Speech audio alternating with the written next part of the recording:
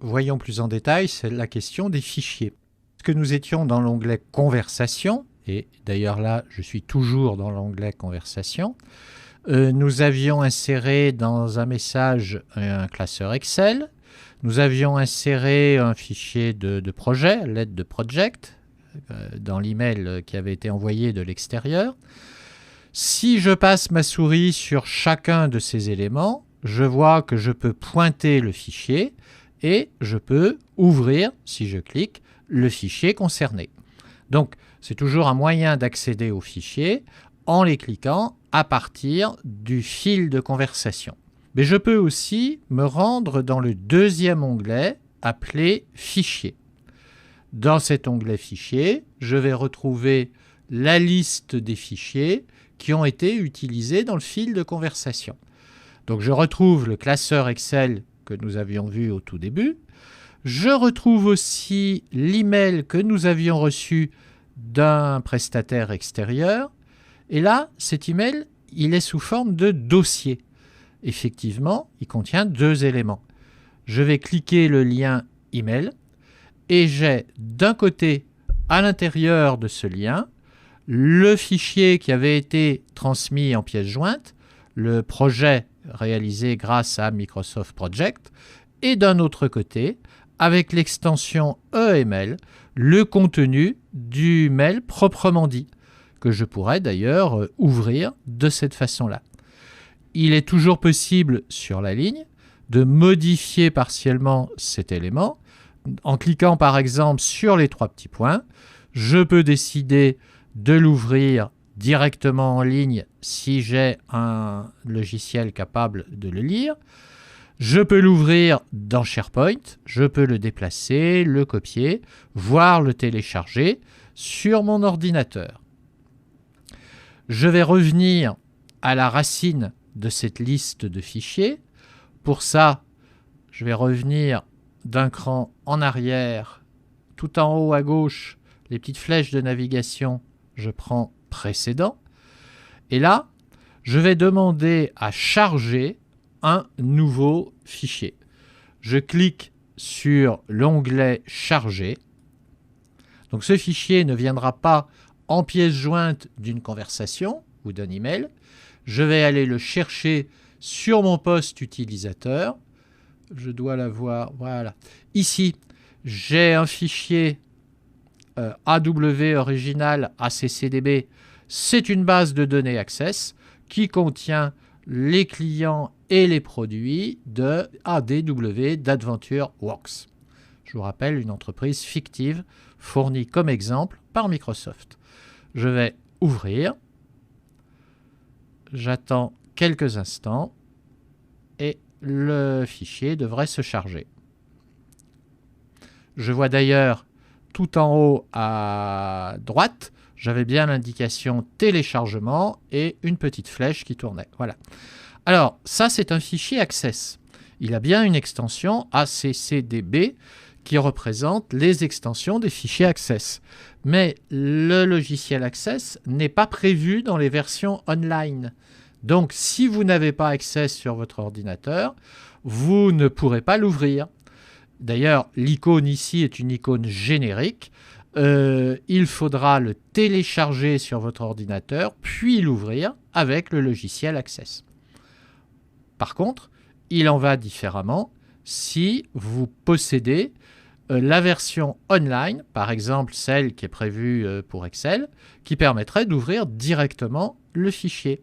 Je vais d'ailleurs reprendre le lien chargé. Je vais vérifier dans mes documents. Voilà, j'ai bien un AW produit, un classeur Excel, AW produit, je le sélectionne, je l'ouvre, téléchargement d'un fichier, voilà, et j'ai bien la feuille Excel, enfin le classeur Excel, AW pour AdventureWorks, produit, qui contient la liste de tous les produits proposés par la société AdventureWorks. Le logo Excel est visible, je peux donc cliquer sur AW produit et ouvrir ce fichier. J'attends quelques instants. On va ouvrir la version online d'Excel et voilà le contenu de mon fichier. Encore une fois, fichier fourni par Microsoft dans ses fichiers d'exemple de base de données. Donc, fichier tout à fait fictif. Tous les utilisateurs du canal pourront consulter et ouvrir ce fichier. En haut à droite, je peux maintenant, alors bien sûr, demander à modifier éventuellement le contenu du classeur, soit online, soit sur mon poste utilisateur. Je peux aussi le fermer. Je décide de fermer ce fichier. Nous pouvons aussi créer un nouveau fichier. Je vais cliquer sur la commande « Nouveau » et là, j'ai la liste des applications disponibles dans la version online, donc en général Word, Excel, PowerPoint.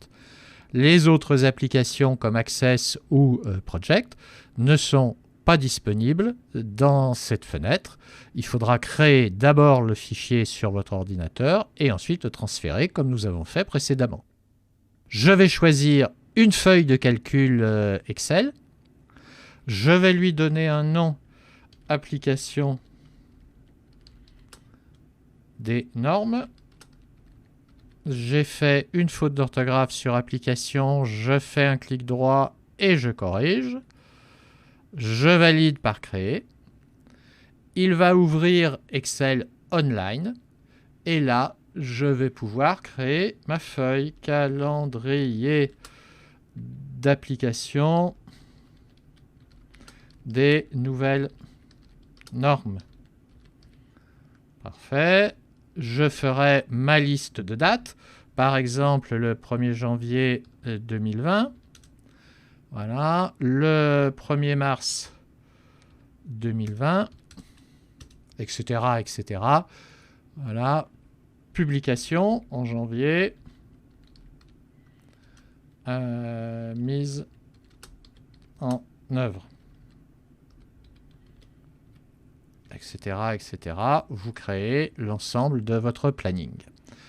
Je peux maintenant fermer ce classeur Excel et vous constatez qu'il est disponible dans la liste des fichiers de ce canal, application des nouvelles normes.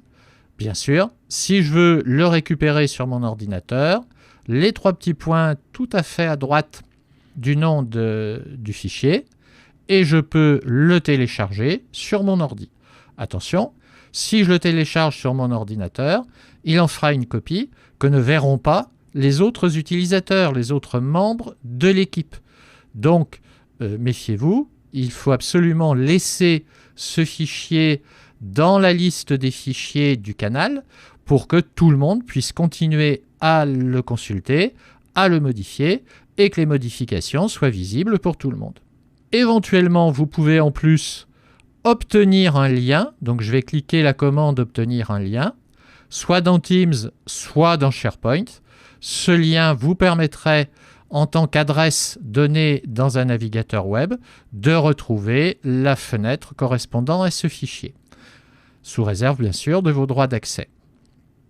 Vous pouvez aussi supprimer le fichier, le déplacer à partir de l'ensemble des commandes qui sont dans le bandeau de la ligne des commandes.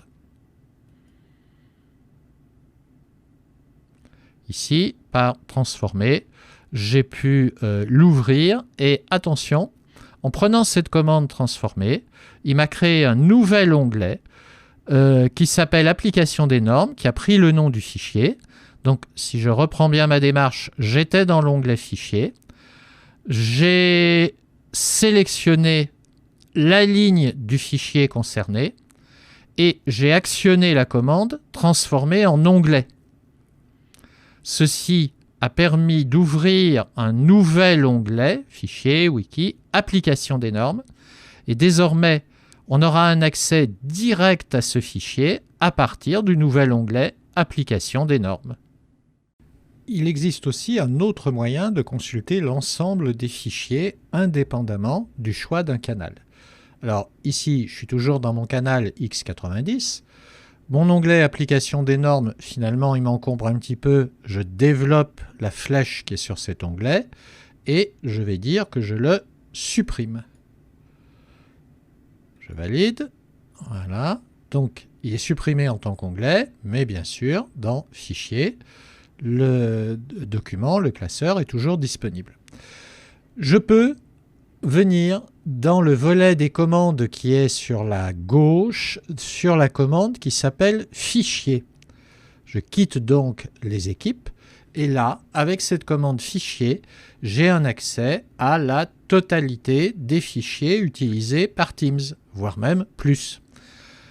J'ai d'abord un lien qui s'appelle Récent. Donc toujours dans ce volet de navigation, je clique sur Récent et là, j'ai la liste des derniers fichiers qui ont été utilisés dans Teams. Donc je retrouve l'application des normes, tout à fait, mais je retrouve aussi la liste de tout un ensemble de fichiers qui ont été utilisés dans d'autres applications SharePoint. Dans mon cas, par exemple, on a utilisé Project Online et j'ai tout un ensemble de fichiers de projet qui ne viennent pas de Teams, mais qui ont été utilisés dans le cadre de Project Online, qui est lui aussi une application SharePoint. Donc, avec Récent, on voit d'une façon beaucoup plus large les derniers fichiers utilisés, quelle que soit leur origine, pourvu qu'ils soient reliés à SharePoint d'une façon ou d'une autre. Dans le deuxième lien Microsoft Teams, je retrouve les fichiers que j'ai utilisés dans Teams, quelle que soit l'équipe ou le canal concerné. Avec téléchargement, je retrouverai la liste de dossiers téléchargés. Voilà, ouvrir le dossier. Je pourrais aussi déposer un fichier téléchargé depuis mon ordinateur. Je trouve enfin une rubrique appelée Stockage Cloud avec un lien OneDrive. OneDrive, je vous rappelle que c'est une offre de Microsoft qui permet d'avoir un espace de stockage de fichiers dans le cloud, un peu du genre Dropbox. Si je clique sur OneDrive, voilà les fichiers que j'avais précédemment utilisés dans OneDrive et non pas dans SharePoint. Je peux éventuellement dans OneDrive créer un nouveau fichier, comme précédemment, ou charger un fichier présent sur mon ordinateur. Mais attention, il sera ce fichier déconnecté du lien vers un canal. Donc, il me semble que c'est un petit peu la négation du bon fonctionnement, des bonnes pratiques de Teams. Je vous recommande pour vos fichiers de toujours les insérer ou les travailler à partir du lien d'un canal. Ici, je pourrais certes les classer dans différents dossiers, mais c'est sans doute pas la meilleure façon d'utiliser Teams. Nous pouvons aussi utiliser des possibilités de coédition. Dans l'exemple suivant, je suis toujours connecté en tant que JB, donc le propriétaire de l'équipe AdventureWorks. Je suis sur le canal XE90 et j'ai pris l'onglet Fichier. Je trouve le classeur que nous avions chargé tout à l'heure et qui s'appelle Application des normes. Je vais l'ouvrir. Il l'ouvre dans Excel Online et je souhaite le modifier. Je viens en haut à droite sur le bouton Modifier. Alors, je peux cliquer direct Modifier, mais je peux aussi développer et choisir Modifier dans Teams, qui serait la valeur par défaut du bouton. Sinon, je peux le modifier dans Excel, mais ça ne sera pas bon pour la coédition, ou éventuellement dans Excel Online. Je prends Modifier dans Teams. Donc, ça va bien se faire dans Excel Online, mais encapsulé à l'intérieur de mon canal de Teams. Je vais saisir une nouvelle valeur, par exemple une nouvelle date, le 1/12/2020. Nous aurons un nouveau rapport d'étape, par exemple. Rapport d'étape. Pardon. Je valide par entrée. Voilà. J'en reste là. Vous observez tout en haut, dans le bandeau vert, que nous avons bien le titre Application des normes et la mention Enregistrer. Je vais maintenant passer dans un navigateur. Je prends ici Internet Explorer. Je suis logué en tant que Fleur Dupommier. FD dans le petit logo en haut à droite. Je me mets évidemment sur le canal X90. Je viens dans Fichier. Et là, je retrouve le classeur Application des normes. Il est possible que vous ayez, après le téléchargement dans Teams de ce fichier, il est possible que vous ayez un certain retard de mise à jour lorsqu'il est consulté, l'onglet Fichier, par un autre utilisateur. N'hésitez pas à changer d'onglet et à revenir sur l'onglet Fichier. Je clique sur Application des normes. Voilà, donc je n'ai pas Si, j'ai bien, ça y est, c'est bien passé. J'ai bien, au 1er décembre, le rapport d'étape qui vient d'être saisi. Je demande à le modifier dans Teams. Et là, je vais saisir une nouvelle date, par exemple le 1er février 2021, et je dirais que nous publions publication V3, version 3. Des indices me permettent de voir qu'une autre personne est connectée. J'ai un petit logo, un petit bonhomme là, et quand je passe dessus sans cliquer, j'ai bien le nom de l'autre personne qui est connectée. Je valide par entrée. Voilà. Vous voyez que la cellule B8 est toujours encadrée de bleu parce que c'est celle sur laquelle est positionné Jean-François. Par contre, la cellule B9 est encadrée de vert, c'est celle sur laquelle est positionnée Claire. Tout en haut à droite, dans le bandeau vert, nous avons le nom de l'utilisateur actuel, Fleur, et une information, Jean-François modifie également actuellement le classeur. Si je reviens dans l'application Teams, donc je suis logué dans Teams sous le nom de Jean-François, eh bien je vois encadré de vert B8, c'est là où je suis positionné, et encadré de mauve, la cellule sur laquelle Claire est positionnée. Et vous voyez qu'avec un petit délai de réaction, eh bien, les différentes modifications se propagent d'un utilisateur à l'autre. On peut donc arriver à travailler de façon interactive sur le même fichier avec plusieurs utilisateurs. Il me restera maintenant à fermer ce classeur par le bouton Fermer tout en haut. Donc en tant que JB, j'ai fermé le classeur. Et si je reviens dans le navigateur web, je vais, en tant que Fleur, fermer le classeur. Je reste positionné dans Teams sous l'identité de Jean-François JB. Parfait.